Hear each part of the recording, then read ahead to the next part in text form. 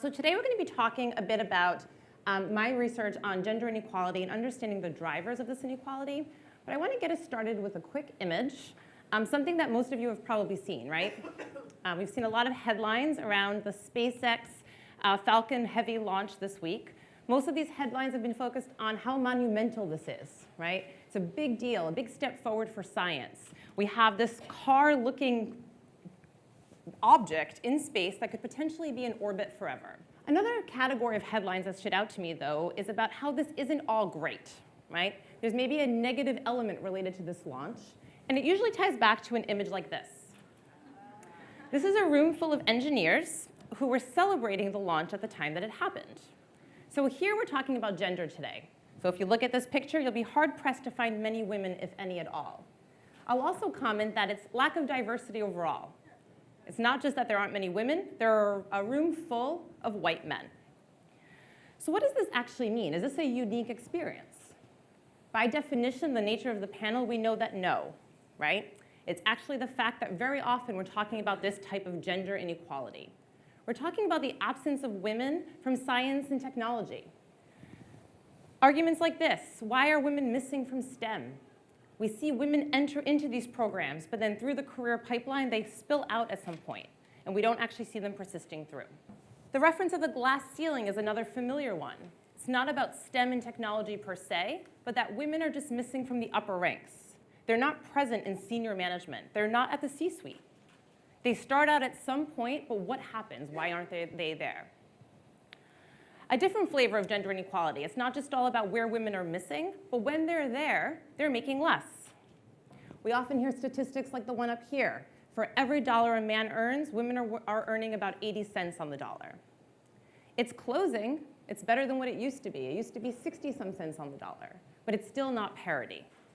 We now have equal pay day to represent the day in the following year that a woman has to work through to earn as much as a man earns in one calendar year. It's sometime in April, sort of fluctuates from year to year. Thinking about technology in particular, there are sectors that are dominated by men where we see that even when women do enter in, they're earning less within those sectors, often doing the very same job. And there's call to action, right? Companies constantly responding, saying, we're going to fix it. We're going to do something to make it better. BBC recently promised to close the gender pay gap by 2020. We'll see what actually happens. A lot of the background and why we care about this is social. We want there to be social justice. It seems unfair that if I'm doing the exact same work as one of my colleagues, I'm making less money for doing it. But beyond the social objective, we've heard a lot about the business case for equality, for diversity. Right? It started this morning with Kathy. We heard our panelists talking about how greater diversity means better outcomes. It means more success for businesses. This quote from Melinda Gates sums it up. If we don't have women in the tech space, we won't even be asking ourselves some of the right questions. It suggests that by not having women in the game, we're not thinking about our consumers in the same way. It means that if we don't have women as VCs, we're not funding companies that could be the next success story, thinking about Pinterest from an earlier example as well. All of this leads us to wanting to essentially redress inequality. Whether you're motivated because you want social justice, or you're motivated because you're a capitalist who wants to make money. Ideally, some combination of both of these are at play. In order to redress inequality, we really do need to move beyond this notion of documenting that it's there. I don't think anyone in this room would be surprised by some of the figures and headlines that I shared. We know inequality exists. But the problem is we keep fixing it by identifying that it exists and trying to fix that imbalance. We say women are making less, so we need to pay women more. But that's sort of a Band-Aid approach, right? It doesn't actually get at the root causes, what I'm calling the drivers of inequality. It's only when we understand where the leak is happening, why women are exiting, where the imbalance is happening in pay, how these processes are actually unfolding, that we can begin to correct the problem fundamentally. So I want to share two parts of my research today that touch on very specific, concrete conditions under which we see inequality, what these drivers actually are. So part of this looks at evaluations. And I do research on evaluations because evaluations in a lot of ways are everything. When you're getting hired, the evaluation begins from the very point that you submit that application and whether or not you're getting attention. Are you getting looked at, moved into the next pile? I then talk a bit about networks. And again, we hear all of the time how important it is to develop your network. But are networks contributing to imbalances in ways that we aren't readily seeing? So I'll start with the evaluations piece. As I already began to tell you, evaluations are a key way by which women and men experience outcomes. Mentioned hiring, we think about setting pay and getting promotions within the firm. When we think about winning awards, being evaluated for a work product, these evaluations are at play and govern who actually gets selected, who gets recognized. Very often, gender is thought to factor into evaluations when we don't have perfect information. So for example, if I'm comparing two candidates, and I know that math skills are really important, but I can't perfectly observe the man and the woman's math capacity, how good they are at it. I might think, I know men tend to be better, so I fall back on these heuristics, these biases, and go with what I think is the safe choice.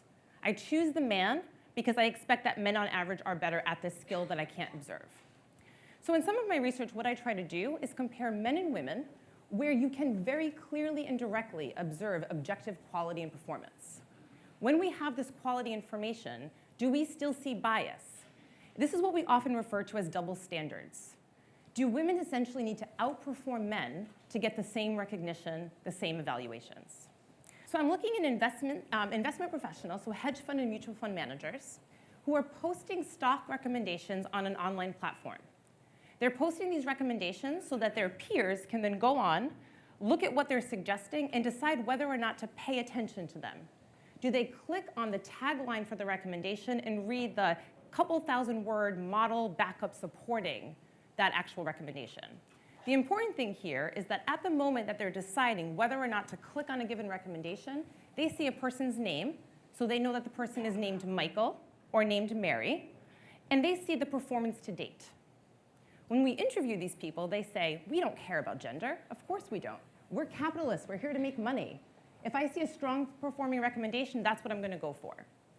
Unfortunately, the results suggest something different. What we actually see is compared to a person named Matthew who posts the same exact recommendation, when someone named Mary posts that recommendation, she's 14% less likely to be clicked on, to get attention from her peers, to be reviewed. And the interesting thing we were able to do here is we were able to limit the analysis to just men. So what that allows us to do is basically say, unless we fundamentally think that a man named Kelly, whom someone might interpret as being a female, fundamentally differs from a man named Matthew, we shouldn't see an effect. But in fact, we see the exact same effect. So even if you have a female typed name, you might experience these same penalties on a platform such as this. So I told you I was going to focus on drivers. The good news here is that this effect isn't always present. The driver is really related to a sorting heuristic.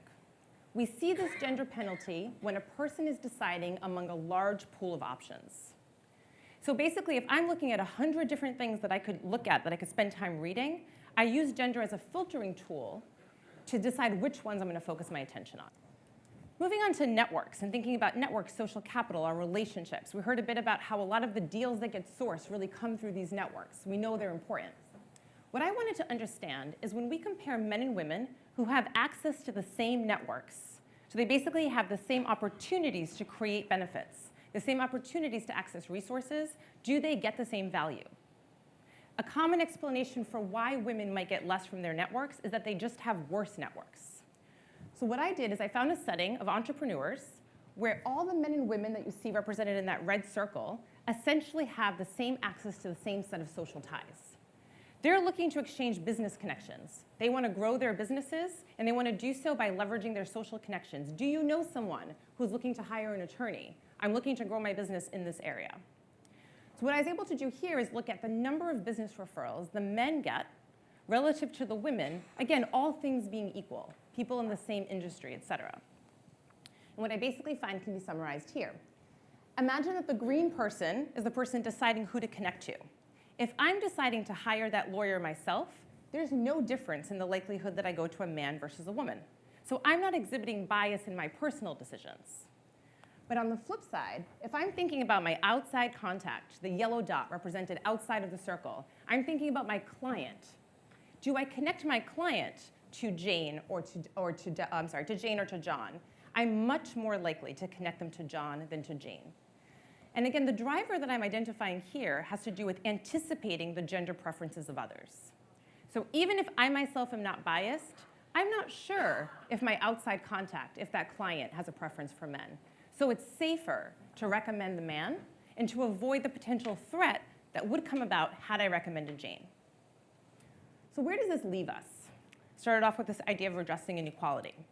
It's not for lack of effort on companies and legislations to try to redress this inequality.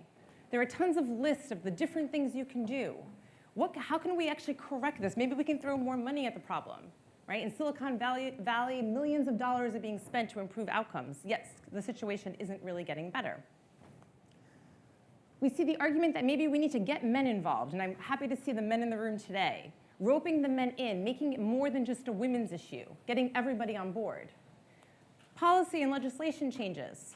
We recently saw states starting to adopt this. You're not allowed to ask previous salary questions. Because by asking previous salary questions, you're anchoring women who are already earning less historically to continue to earn less. None of these solutions have been effective in and of themselves.